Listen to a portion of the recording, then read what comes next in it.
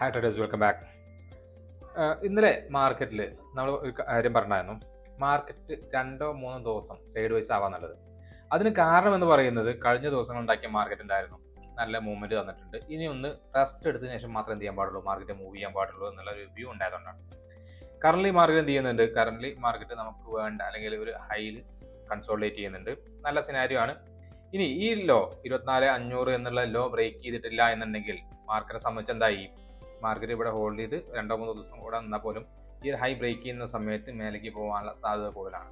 24,500 താഴെ മാർക്കറ്റ് നിൽക്കുന്ന സമയത്ത് മാത്രമേ എന്ത് ചെയ്യേണ്ടുള്ളൂ, നമ്മൾ ഡൗൺ സൈഡ് ട്രേഡുകൾ കൂടുതലായിട്ട് ഫോക്കസ് ചെയ്യേണ്ട ആവശ്യമുള്ളൂ. അതുവരേക്ക് നമുക്ക് എന്ത് ചെയ്യാം, കോൾ സൈഡിലുള്ള ട്രേഡുകൾ മാത്രം ഫോക്കസ് ചെയ്യാം.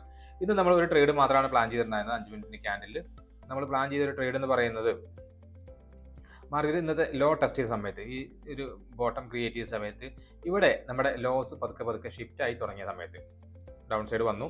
അതിനുശേഷം മാർക്കറ്റ് എന്ത് ചെയ്തു, മേലേക്ക് പോയി. ഫസ്റ്റ് പുൾ ബാക്ക് ആയിരുന്നത്, അതിനുശേഷം റീടെസ്റ്റ് വന്നു.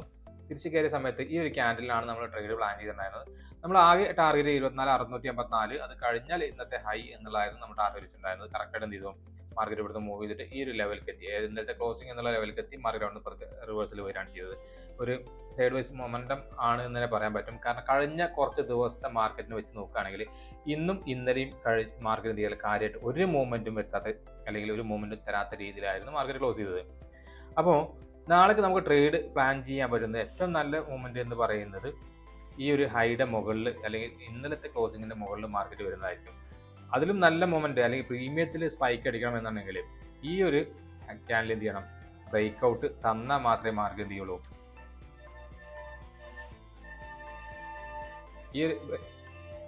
ഈ ഒരു ഹൈ ബ്രേക്ക് ഔട്ട് തരാണെങ്കിൽ മാർക്കറ്റിൽ നമുക്ക് മേലേക്ക് ട്രേഡ് പ്ലാൻ ചെയ്യാൻ പറ്റും. അങ്ങനെയാണെങ്കിൽ ഇവിടുന്ന് ആയിരിക്കും പ്രീമിയത്തിൽ ഏറ്റവും കൂടുതൽ പമ്പിങ് ഉണ്ടാവാനുള്ള സാധ്യത.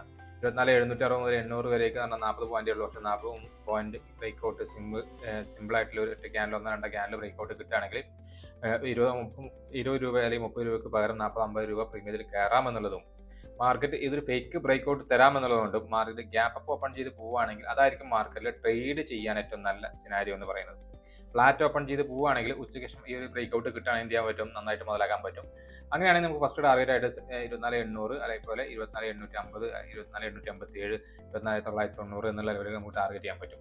ഇനി ഇൻ കേസ് ഫ്ലാറ്റ് ഓപ്പൺ ചെയ്ത് നാളെയും ഫ്ലാറ്റ് ഓപ്പണിംഗ് ആണെങ്കിൽ ഈ ലെവലുകൾ നമുക്ക് എന്ത് ചെയ്യാം, മാർക്കറ്റ് കൺസോളിഡേറ്റ് ചെയ്യാമെന്നുള്ളതുകൊണ്ട് നമ്മൾ ഇവിടുന്ന് ട്രേഡുകൾ പ്ലാൻ ചെയ്യുന്നില്ല. ഇതിന്റെ ഡൗൺ സൈഡിൽ അല്ലെങ്കിൽ ഇതിന് താഴെ മാർക്കറ്റ് വന്നാൽ മാത്രമേ എന്ത് ചെയ്യുള്ളൂ, നമ്മൾ ഡൗൺ സൈഡിൽ ട്രേഡുകൾ ഫോക്കസ് ചെയ്യുന്നുള്ളൂ. നാളെ വരാനുള്ള സാധ്യത കുറവാണ് എന്നുള്ളതുകൊണ്ട് തന്നെ നമുക്ക് വലിയ വ്യൂ ഒന്നും താഴത്തേക്കില്ല നിലവിൽ. ഇതിന്റെ താഴെ ഒരു 15 മിനിറ്റിനെങ്കിൽ ക്യാൻഡിൽ ക്ലോസ് ചെയ്തു, റിവേഴ്സിൽ കയറിയിട്ട് അതായത് ഫുൾ ബാക്ക് എടുത്തതിന് ശേഷം മാർക്കറ്റ് എന്ത് ചെയ്യാം, മാർക്കറ്റ് ഇവിടെ ഒരു ക്യാൻഡിൽ ക്ലോസിങ് തന്നു. അതിനുശേഷം മാർക്കറ്റ് റിവേഴ്സിൽ കയറി താഴെ വരികയാണെങ്കിൽ മാത്രമേ എന്ത് ചെയ്യുന്നുള്ളൂ, നമ്മൾ ഇതിന്റെ ലോ ബ്രേക്ക് ചെയ്യുന്ന സമയത്ത് SL വെച്ചിട്ട് ട്രേഡ് പ്ലാൻ ചെയ്യുന്നുള്ളൂ. അതല്ലാത്ത കേസിൽ നമ്മൾ മേലേക്കുള്ള ട്രേഡുകൾ മാത്രമേ പ്ലാൻ ചെയ്യുന്നുള്ളൂ. ഇതാണ് നിഫ്റ്റി നമ്മളെ വ്യൂ. ഇനി നമുക്കൊരു കാര്യം നോക്കാം. നിഫ്റ്റി ഉണ്ടാക്കിയ പിന്നെ ഈ ക്യാൻഡിൽസ് നമുക്ക് നോക്കാം. വളരെ ചെറിയ ക്യാൻഡിൽസ് ആണ് ഫോം ചെയ്തിട്ടുള്ളത്. അതേപോലെ മാർക്കറ്റിൽ ഇവിടെ മേലേക്ക് പോകുകയാണെങ്കിൽ എന്ത് ചെയ്യാം, നമുക്ക് നിഫ്റ്റിയിൽ ഏറ്റവും കൂടുതൽ ഫോക്കസ് ചെയ്യാൻ പറ്റുന്നത് കാരണം 24,859 എന്നുള്ള ലെവൽ ബ്രേക്ക് ചെയ്ത് എന്ത് ചെയ്യാം, മാർക്കറ്റ് 26,000ക്ക് ഒരുപാട് പോയിന്റുകൾ മൂവ് ചെയ്യാനുണ്ട്.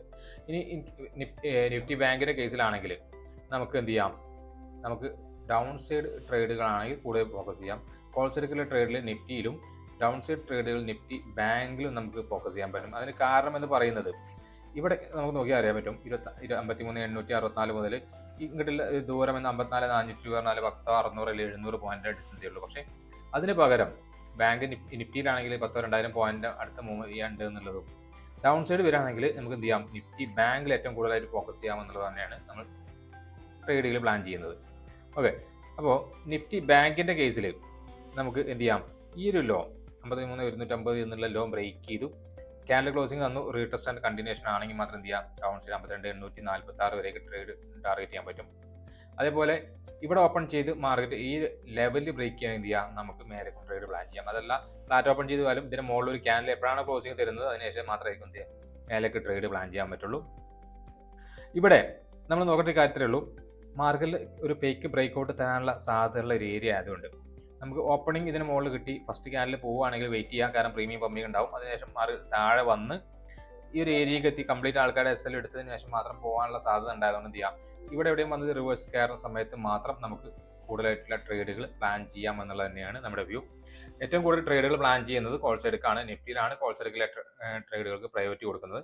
ഡൗൺ സൈഡ് ട്രേഡുകൾക്ക് ഏറ്റവും കൂടുതൽ പ്രയോറിറ്റി കൊടുക്കുന്നത് നിഫ്റ്റി ബാങ്കിലുമാണ് എന്നുള്ളതാണ്. ഇതൊക്കെയാണ് നാളേക്കുള്ള നമ്മുടെ മാർക്കറ്റിന്റെ അനാലിസിസ് എന്ന് പറയുന്നത്. വീഡിയോ നിങ്ങൾക്ക് ഇഷ്ടപ്പെട്ടിട്ടുണ്ടെങ്കിൽ തീർച്ചയായും ലൈക്ക് ചെയ്യുക, ഷെയർ ചെയ്യുക, അതേപോലെ സബ്സ്ക്രൈബ് ചെയ്യുക.